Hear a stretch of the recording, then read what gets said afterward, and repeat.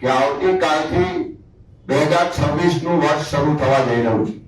આ નવા વર્ષની શરૂઆત એટલે કે આવતીકાલે 1 જાન્યુઆરીથી શરૂ કરી અને આખા ગુજરાતમાં અમે મહાજનસંપર્ક અભિયાનની શરૂઆત કરીએ છીએ।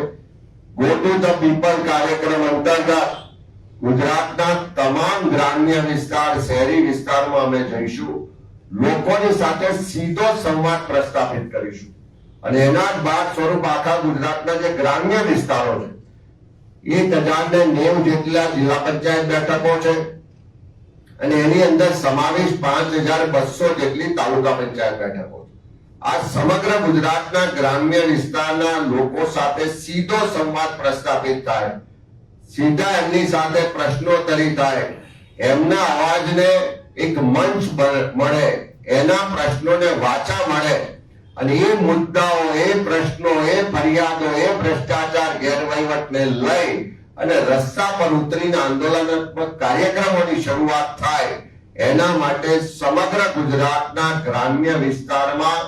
દરેક જિલ્લા પંચાયત બેઠક દીઠ તેમજ સમાવેશ દરેક તાલુકા પંચાયતની બેઠક દીઠ કોંગ્રેસ પાર્ટી જનસંવાદ કાર્યક્રમ કરવા જઈ રહી છે। આ જનસંવાદ કાર્યક્રમ ગુજરાતની તમામ 1090 જિલ્લા પંચાયત બેઠકો